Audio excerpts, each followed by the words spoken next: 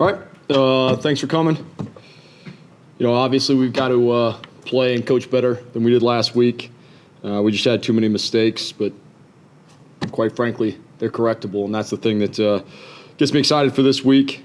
I thought we played really well up front on both sides of the ball, both the defensive and offensive line.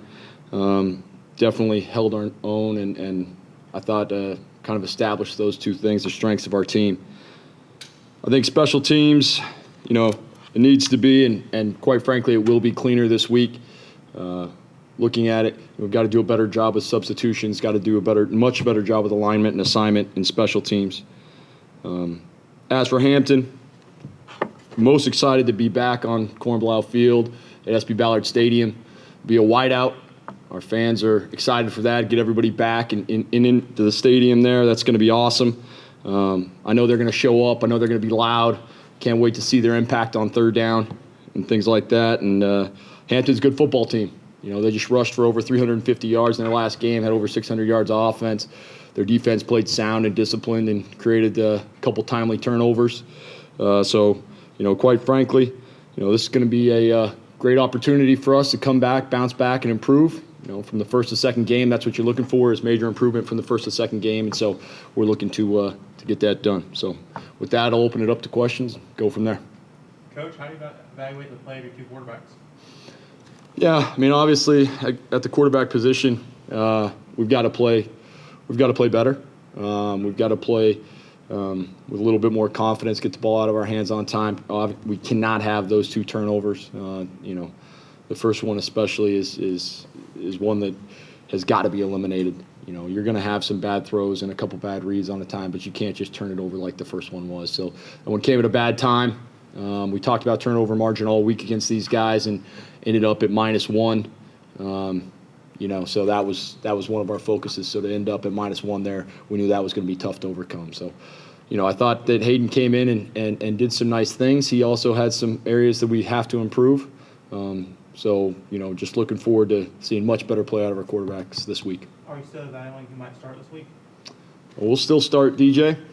We're going to start DJ. Like I told you guys before, I'm not into flip-flopping around and doing those sort of things. If I do that, then the quarterback's just looking over his shoulder all the time, and that's not a way to play quarterback. You can't be afraid to make a mistake and do those sort of things. So that's, we're excited about the improvement he's going to be able to make from game 1 to game 2, just like, quite frankly, the other 73 guys that traveled. Rick, you mentioned the substitution error. Can you be specific about that? Well, on the first punt, we had a guy who was on the field and he came off and he wasn't ready to go out there for the first punt and didn't want to burn a timeout on that. So that would be one. We had a couple other ones on punt return and things like that where we had some issues. Guys, a guy going down with an injury that wasn't going to keep him out for the rest of the game, but did keep him out of that play, and we didn't do an adequate job of communicating that across the board. So that's on me. I got to get that straightened out. I feel very confident that we will get that fixed. And quite frankly, it was better throughout the game. But even on offense and defense, we've just got to get our subs on and off the field a little bit cleaner so that we can, make sure that we have our matchups in there that we want. Coach, you touched on it just a little bit at your opening statement, but can you put into words, how excited you are for the fact that this is going to be Old Dominion's first home game in almost 2 years? There's a certain pent-up energy. What are you sensing from your guys, and how do you feel about that? Yeah, it'll be great to get back into, SB Ballard Stadium, and I'm excited because, obviously home field advantage is a real thing. It's just you go through and you look at the stats, and it's very, very real. So that's great, but I'm just excited that we get to go back on the field, and get to prove that we're going to execute a lot better than we did on Friday night. And I think that's the thing that's got me the most excited is, I saw a team that came in here yesterday to practice and had their jaws set the right way, and they were ready to go. And they understood. They took hard coaching, but they were ready to go. And I'm very, very confident throughout this week of preparation that we're going to play much better on Saturday. With everything being new from your aspect, first year and all that stuff, was there still that feeling out process from your perspective to the players and vice versa? Do you all still, you've got everything down, but you're still, even in live action, is there a feeling out process still? Yeah, in terms of feeling out process, I mean, it's just mainly how are we going to react when the lights are on. I mean, I feel like we know each other pretty well between me and the players and the coaches and the players and me and the coaches.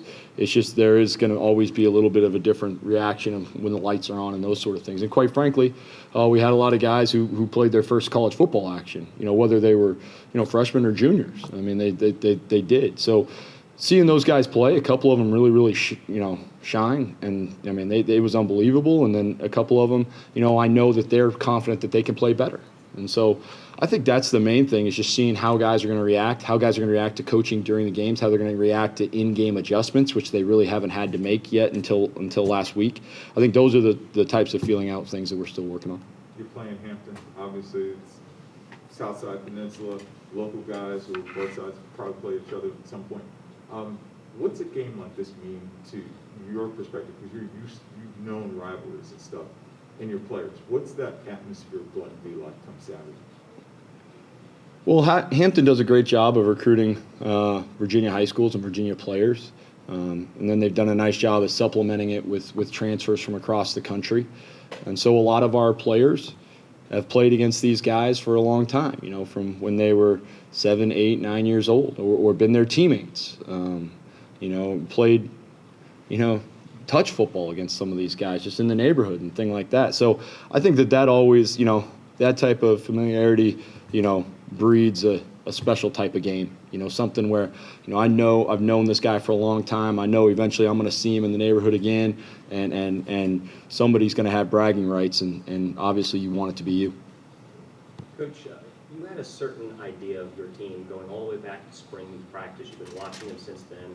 You watched them develop in fall practice. Was there anything about that game that in any way caught you off guard? Was there anything about watching that game where you felt like something was further along than you had seen or less along than you had seen? No, I would have just liked us, in terms of, I would have liked us to execute a little bit better in the passing game. I think that we had done that during camp better than we showed in that game. And I think that really would have helped. The other thing I would have, obviously the field position battle was something that hurt us. I mean, their average starting field position was the -42. Ours was the -25. So, I mean, that over a course of 13 series, that really adds up, And so I thought our defense played well, but, being put in short fields the whole time, that's going to be hard to overcome. So we've got to make sure, and for the most part they did. That goal line stand at the end of the first half after the second turnover, that was a really impressive thing, and I thought it showed a lot of courage and guts, but it also showed a lot of execution. Everyone always talks about toughness, but quite frankly, there was a lot of guys executing and doing their job on those 4 plays. So, we just got to make sure that we do a better job of putting the defense in long fields, and on offense, we've got to take advantage of our opportunities, but we've also got to create some explosive plays that are going to move the ball a little bit further down the field. Hampton, I know it's only one game, but in their opener, Hampton rushed for 369 yards as a team. So obviously they're a unit that loves to put it on the ground. Yeah. Based on what you've seen, I don't know how much film you've watched of them so far, but what stands out about their run game so far? Well, they only got one game, so I watched that. Yeah, Hampton has done a nice job in the run game. They do a great job of mixing up their splits on the offensive line. Sometimes they're very, very wide, up to 2.5 yard splits, where a normal split is anywhere between 2 feet to a yard. So they're about double. And then other times their splits are back to normal and tight. So that creates a little bit of an issue for the defensive line and linebackers. There's just more space, but it also creates an opportunity, just like anything else. I mean, if that was the best thing to do across the board, everyone would do it, right? So there's some opportunities for our defense as well in that, and we've got to take advantage of it. But they, like I said, they do a nice job of it not being the only thing they do, and they mix it up. So I was impressed with their offensive and defensive coordinators. I thought they did a nice job in the first game. Kept it simple, but found things that their guys could execute, and they did a nice job. what do you tell your guys after a loss like this? I mean, some coaches, not that you can't burn film anymore, you just delete it. Do you delete it and just say, all right, let's move forward, this is what we need to do? No, in terms of the game, film, and those sort of things, we haven't played enough football. We've got to take every single opportunity we get, and we've got to get better. We've got to learn from every single play. I mean, we can't afford to burn or throw away walkthrough clips, let alone game clips. So, we need to make sure we're getting better every single day. And that's the thing I told the guys, hey, let's make sure we got our thick skin on. I know I made some mistakes in that game. Everybody, other guys did too. Let's get our thick skin on and let's make sure we go out there and we get better from every single play. Let's go, even yesterday when we don't have pads on, let's go 1-0 today. Let's make sure we're better than we were, when we came into this room. Let's get when you leave this meeting, this team meeting, let's be better. When you leave the special teams meeting, let's be a better kickoff unit than when we came in here. When we leave our individual meetings, let's be better than we were. Let's make sure that every single thing we do, we leave as a better player than we were. And we're going to like the results, at the end of the year. How important is that? Just by you just saying, look, I made some mistakes. How important is your players hearing that from you? Does that kind of take the blinders off and the players go, whoa, okay, yeah, if he's admitting it, they do more self-assessment? Well, I don't know if admitting mistakes by myself is important or not. It's just kind of who I am. I think these guys know I'm always going to be honest with them and genuine with them. And when I make a mistake, I'm going to tell them I made a mistake. And I don't really understand people who don't do that because, no one's perfect, right? You're going to make mistakes. You're going to do those sort of things.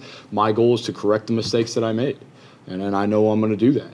And if everybody, maximizes their potential, learns from, maybe the small little details they made in the last game, then we're going to be better. And that's ultimately the goal. We've got to be focused on the process. I told the guys,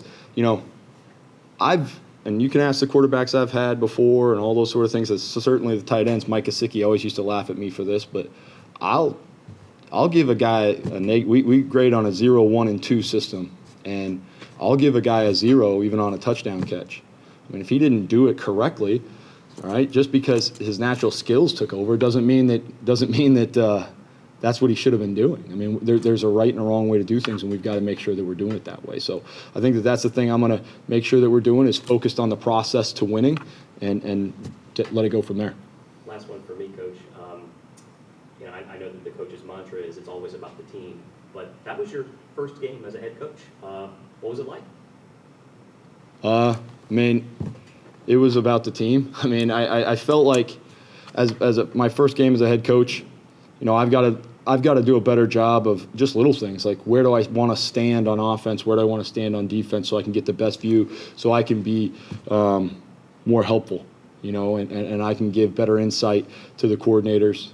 I can be, more of a sounding board for the players and the coaches and things like that. Where do I need to be on special teams to do the same thing? So that's the thing I've got to continue to work on, while also still being in the right position to make sure I'm doing the game management things. So, I mean, just little things like that for me, it was more about, getting better in those areas than it was necessarily about some emotional thing that hit, I mean, quite frankly, it felt normal to be back out there. It felt normal to play football again. And, I'm even more excited, any of the jitters we may have had, I may have had, anybody may have had, hopefully those are gone after we, got hit. And, I know we're going to bounce back. Ricky, how did you do with the refs? You said you're going to clean up your language a little bit. I thought I did. How did I do with the refs? I thought I did pretty well with the refs. I only lost my mind one time. I still feel like it was justified. They don't. That's part of it. But I didn't use any choice language or anything like that. I was pretty good, I thought. Now they might have said something different. I don't know. But for me, I thought I did pretty well. In fact, if anything, I think one thing I learned from that game is I can probably show my emotions a little bit more, because I was probably a little bit too subdued, and quite frankly, our players aren't used to that. So I probably should amp it up a little bit more. Ricky, can you talk a little bit about the game that Stone Smart played? He had not had a lot of snaps at wide receiver and on special teams, and yet statistically at least, he had a good game. Yeah, I mean, obviously, Stone is a very, very talented player. Couldn't be more proud of how he's responded and taken on to his role. He's naturally gifted, and I mean, some of the things I've told Coach Dupuis on some of those things, don't overcoach him because he does a lot of natural things. I still remember when Coach Snyder told me and the rest of the coaching staff that at Kansas State about one of our players, Daniel Thomas. Don't screw him up. Don't do too much and screw him up. But Coach Dupuis has done a great job, and really Stone has taken to it, and he's done a lot of work, extra and trying to get there. We plan on deploying him in a number of different positions throughout the year, just because of how great an athlete he is and his versatility. And I think his role is only going to grow as we keep going. Is he still in the mix of quarterback? Absolutely. I mean, Stone's a guy who's that intelligent, that athletic, who's played, as many football games as he has at quarterback. I mean, we're not going to take that away from him, and allowing him to play back there is going to really help us out as well. So he's going to do a lot of different things. His role during practice is make sure he's ready to go. All right, if we have a 14-play period, he better be ready that he's playing 12 of them. So his role during the downtime is to hydrate. So he's got to be ready to go for those games. Okay, you talk about wideouts. Penn State has a pretty good reputation for having really raucous wideouts. Can you talk a little bit about your memories of wideouts in State College? Yeah, I mean, a wideout is a really, really special experience. I mean, especially the ones at night. I had one during the day. Quite frankly, that one sucked. But all the rest of them were unbelievable experiences. And, I mean, it's one of those things that it's a build-up for an entire week. They have a tent city out there, and there's probably, 2,000 kids sleeping in a tent all week long. We'll take them pizza and all that sort of stuff during the week. And then when you get to the game, you go to pregame warm-ups, and there's 65,000 people in there, 22,000 stand, and that's an hour and a half, 75 minutes before the game starts, and it's already like that. And then you come back out, and now there's 100 and the capacity is 107, but somehow every year during the whiteout there's 113. So I don't know where those 6,000 other people are sitting, but it's an awesome deal. I think the players play. Coach Dupuis always says the players play a +5 Madden rating on that thing. They always play a little bit better in that game than they do in other ones, and it's been a special deal. So I'm hoping to be able to recreate that here. Obviously, it's going to be a little bit smaller scale, but it can still be relatively the same thing. I mean, we can get that thing going, and it should be a party out in Larchmont there, and we can get this thing going to where that's a hard place to play, and nobody ever wants to play in the whiteout, because I know that's how it is at State College. To be clear, that you brought this, like this was your idea? I think they've done it before. I think they've done it before. I mean, I think you know me well enough by now that I don't like to take credit for too many ideas. I'll take credit for stealing things and things like that. But in the past, I know that this has been something that they've been talking about before I got here. It probably helped, that I'd been a part of a couple of them before and things like that. I think it's going to be a little bit of an added touch that our team will join in the whiteout, and so I think that'll be a great deal as well. So I'm pretty excited about the overall thing, but most importantly, I'm just excited to get back on the field and get back in that stadium and be able to execute better than we did on Friday night. Anything else for Coach? All right, thank you. Thank you. Stone Smart. Hey, man. How you doing? Ron, you want to take the first question? Sure. How do you bounce back off of a loss like that? Ask Coach this, do you just throw footage away? You say just take it and just work it to its advantage. Right. How do you approach coming back from something like that, mentally, physically, all of it? Well, start off with a loss like that, it hurts. Hurts the guys, hurts our coaches. Like, no one wants to start the season off like that, obviously. But like Coach always says, we got to attack the next day. Like, that was last week, and we're already on to this week. The focus is on beating Hampton. We watched the film, took the notes, really just watched what mistakes we could have corrected, and now we're on to Hampton, so we're focusing on them. What do you learn from something like that? Just really, the main thing I would learn is just the feeling, never wanted to feel like that again, that sickness that as a player, as an athlete, like as a competitor, you never want to feel that.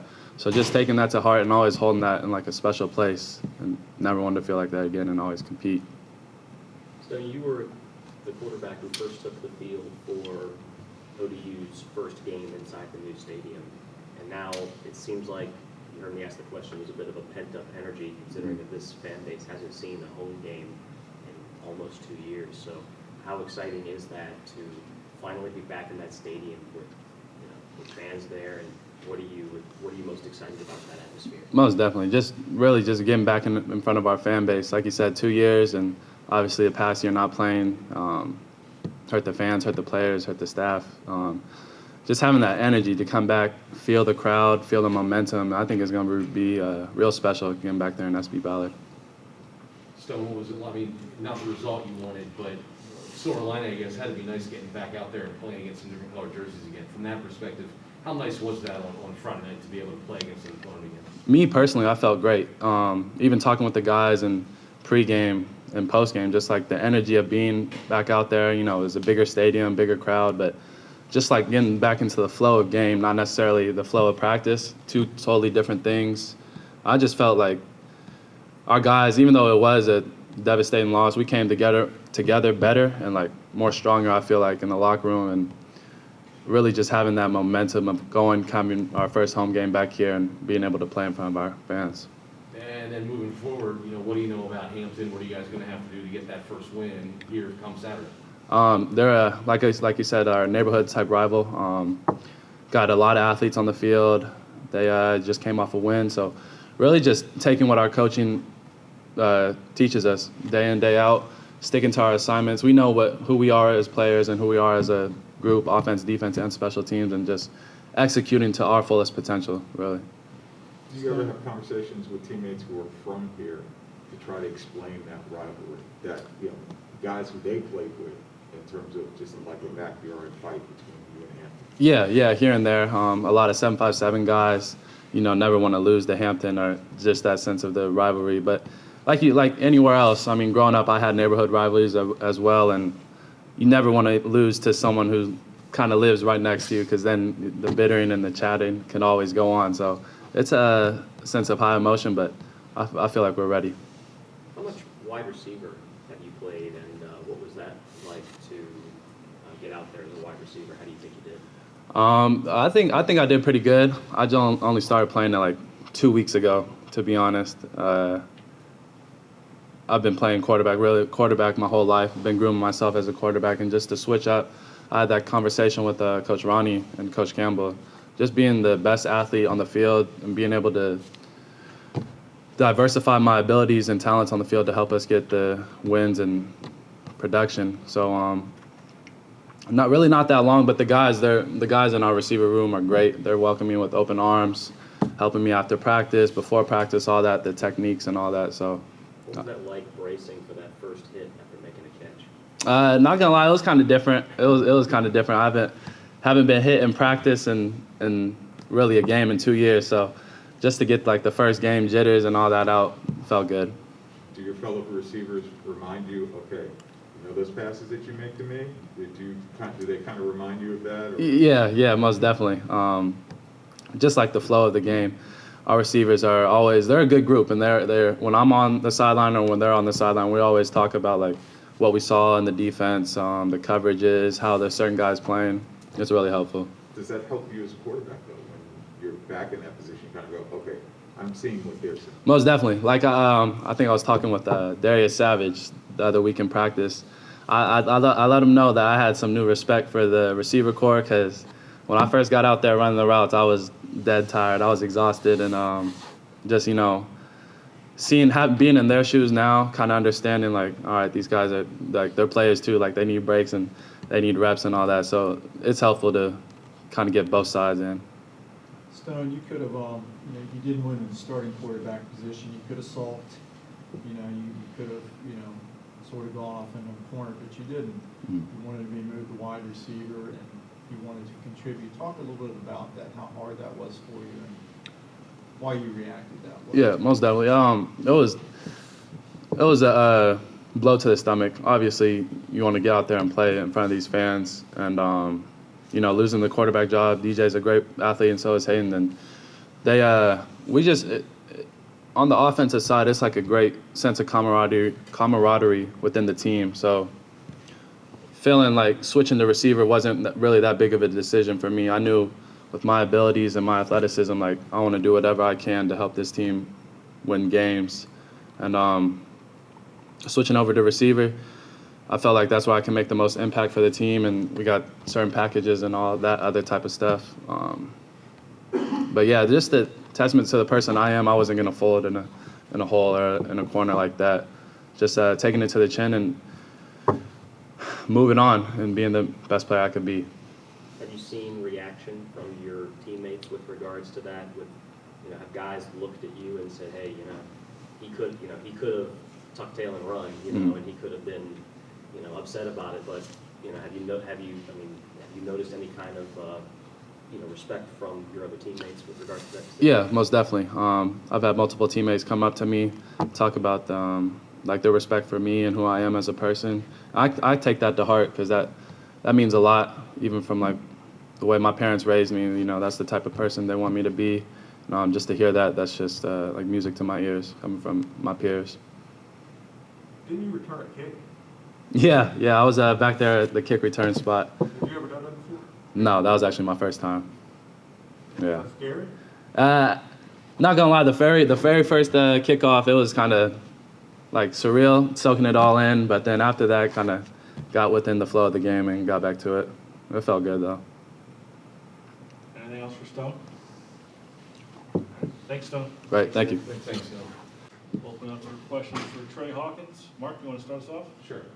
Trey, obviously not the result you guys wanted, but how nice was it to get out there and hit somebody in a different color jersey? That had to be a freeing feeling for you Yeah, guys. it definitely felt good, basically because we're going against our team every day. It kind of gets like, it gets kind of, I wouldn't say boring, but like we're just going against the same team every day. So it felt good hitting somebody else.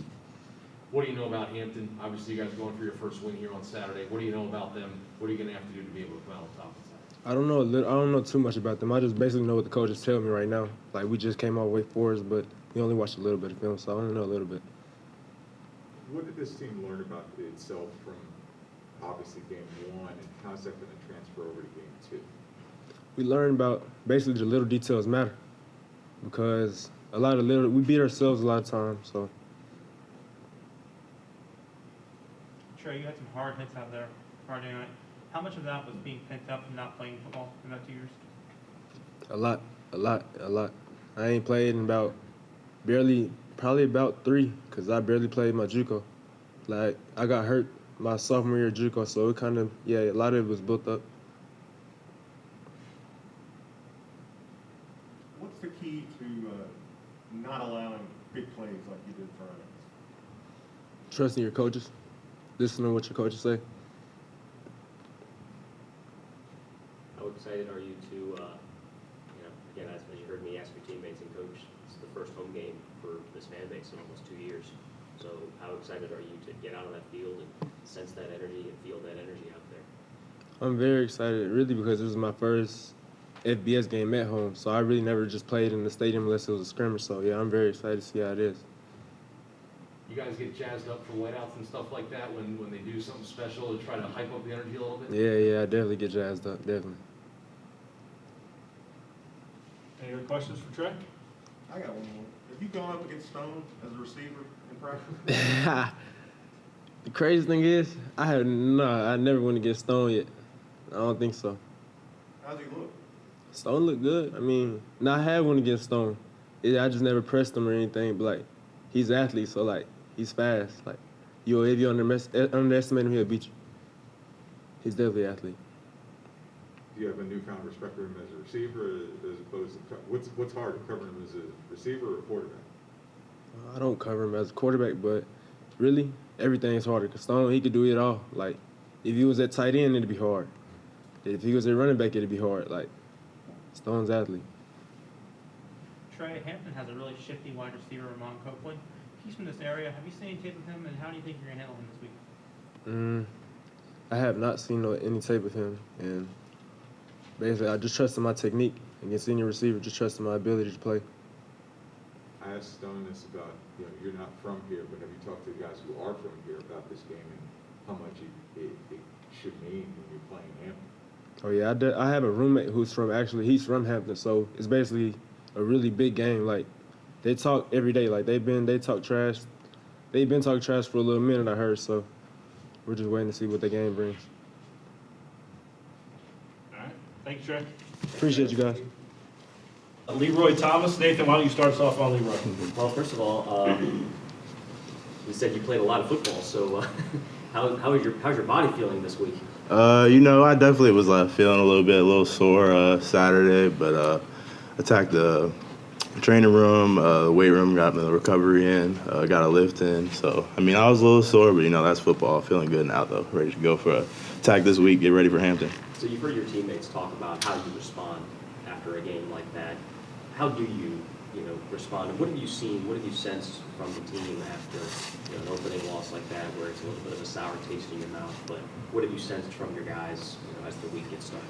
Yeah, definitely. Kind of like how Stone just said, that was one thing that we really highlighted on in the locker room after the game, and meetings. Don't forget that feeling, because it's a sickening feeling. No one wants to lose, and just as a competitor, you can't forget about that stuff. But one thing I noticed about this group of guys is we're all really resilient. And in the locker room after the game, even the first thing that people said is well, let's just get back to work, just put our heads down. We got to learn from our mistakes, take what we got in the meeting, but we're just ready to get back to work, focus on Hampton. The last game's in the past, and we're just ready to get back to work, keep going. You're a Virginia native. Have you talked to teammates about this rivalry? You're not from here, but Yeah. obviously you've heard of Hampton. Yeah. What's this like? What's it like going up against a state school?